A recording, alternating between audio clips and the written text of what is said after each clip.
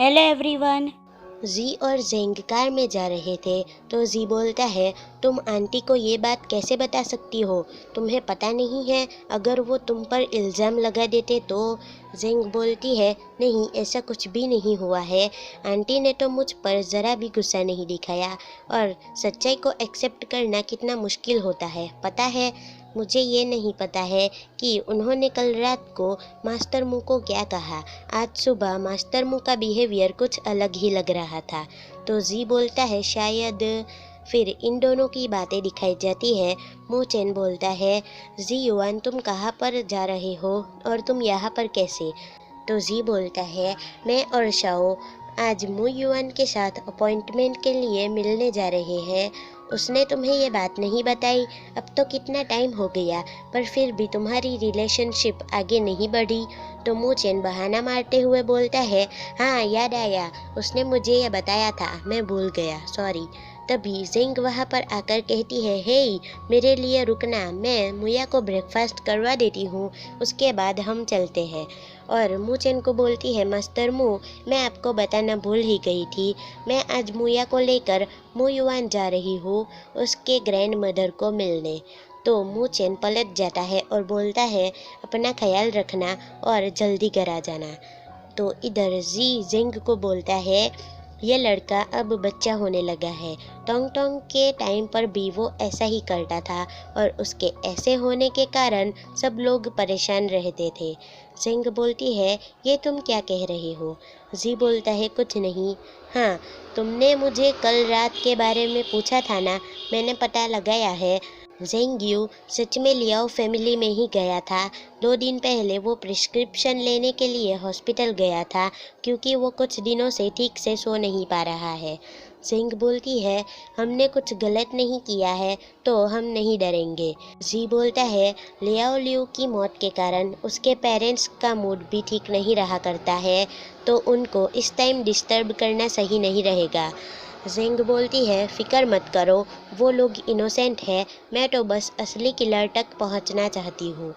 फिर scene shift होता है। जिंग टोंग टोंग की कब्र के पास आई होती है। वो मुया को बोलती है, मुया इधर आओ, ये भी तुम्हारी मॉम है, इन्हें कभी मत भूलना। तो मुया बोलती है, मॉम। जिंग बोलती है, तुम्हारी मॉम को गए हुए बहुत टाइम हो गया पर तुम उन्हें कभी भी मत भूलना क्योंकि उन्होंने ही तुम्हें ये लाइफ दी है, वो तुमसे बहुत प्यार करती है। मुया बड़ी शांति से उसकी मॉम को देखे जा रही थी। जिंग बोलती है, मुया अपनी मॉम को फ्लावर्स दो। तो मुया टोंग टोंग की कब्र पर फ्लावर्स रखती है। जिंग बोलती है, मुया कितनी समझदार हो गई हो तुम तो। इधर जी भी अपनी मॉम की कब्र के पास आया होता है। वो बोलता है, मॉम मैंने आंटी की बेटी को ढूंढ लिया है, आप फिक्र मत करना, अब वो मेरी रिलेटिव है, मैं उसका ख्याल रखूँगा। तभी जिंग वहाँ पर आकर कहती है, ब्रो चलो अब हम चलते हैं। तभी उसका फ़ोन आ जाता है। वो फ़ोन उठाती है तो सामने से आवाज़ आती है, मिस जिंग, मास्टर मू ने हॉस्पिटल में जिसे अरेंज किया था ना, मिस ये का ख्याल रखने के लिए, मैं वो हूँ। यहाँ पर कोई औरत खुद को मिस जिंग बता रही है। वो बोल रही है कि उनको रूम में आना है और वो मिस ये के बारे में गलत गलत चीज़ें बोल रही थी, मैंने अपने कानों से सुना है। मुझे डर है कि उनकी बातों से मिस ये ज़्यादा परेशान ना हो जाए। मिस जेंग प्लीज़ कुछ कीजिए। जेंग बोलती है, आप रुको, मैं वहाँ पर आती हूँ। और वो जी को बोलती है, क्या तुम मुझे हॉस्पिटल छोड़ सकते हो? वो लेडी अभी भी दरवाजे पर ही थी और बाहर से कोई बोल रहा था, मिस ये।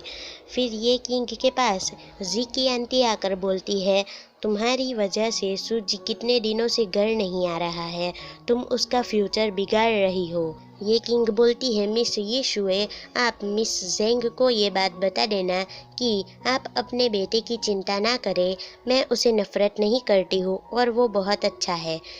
यीशुए बोलती है, तुम्हारी ऐसा बोलने की इतनी हिम्मत, मैं तुम्हें बता दूँ, होंग यू कभी भी तुम्हें अपनी बहू के रूप में एक्सेप्ट नहीं करेगी। तुम कहा और सूजी कहा, तुम अपने लिए कोई अच्छा लड़का ढूंढ लो और उससे दूर रहो। ये किंग बोलती है, आंटी आप जो कहना चाहो कह सकती हो पर इतनी चिल्ला चिल्ला कर मत बोलो क्योंकि मैं अभी भी एक पेशेंट हूँ। ये शुए बोलती है तुम अभी खूबसूरत हो तो सूजी तुमसे प्यार करता है। तुमने ये सोचा है कि वो फ्यूचर में भी तुम्हें ऐसे ही प्यार करता रहेगा? मैंने ऐसे बहुत एक्सपीरियंसेस किए हैं। तुम्हें फिर से बता दूँ, तुम उससे दूर रहना, यही तुम्हारे लिए अच्छा रहेगा।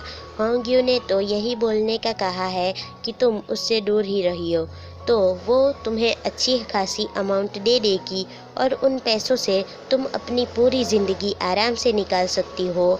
ये चांस हर किसी को नहीं मिलता है, फिर से सोच लेना इस बारे में। तभी पीछे से सूजी आकर बोलता है उसे इन सब की कोई ज़रूरत नहीं है। तो ये शुए बोलती है सूजी तुम इतनी जल्दी आ गए, होंग्यू नहीं आई। सूजी बोलता है अगर आप कहीं पर जाना चाहती हो तो मैं टैक्सी बुला दूँ, तो प्लीज़ यहाँ से जाए, आप मेरी गर्लफ्रेंड को परेशान कर रही हो। ये शुए बोलती है हा हा हा, ओके मैं जा रही हूँ, ओके हा हा। सूजी ये किंग का हाथ पकड़कर बोलता है तुम्हें कुछ हुआ तो नहीं ना, मैं तुम्हें ज़्यादा दूंगा।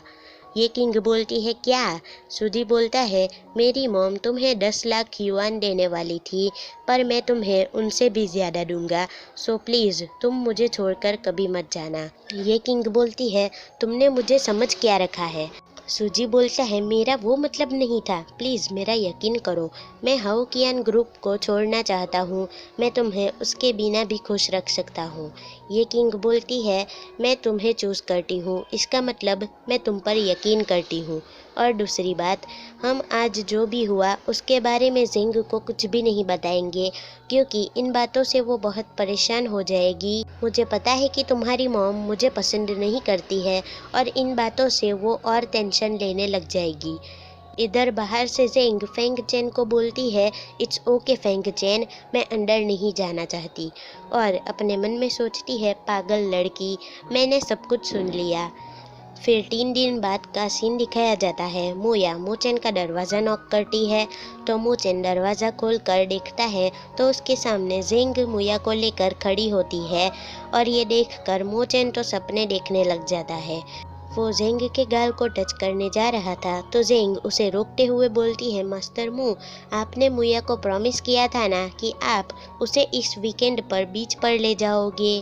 मू चैन बोलता है तुम मुया के ही बारे में सोचती रहती हो, तो जेंग उसे धक्का देती है कि चलो अब कपड़े बदलो।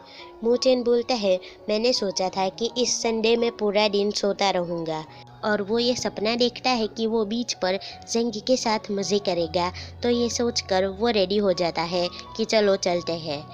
और बीच पर पहुंचते ही मूचेन के सारे सपनों पर पानी फिर जाता है। और इसी के साथ ये चैप्टर होता है यहीं पर ही ख़त्म। So that's it for today and thanks for watching. मिलते हैं नेक्स्ट वीडियो में। टाटा।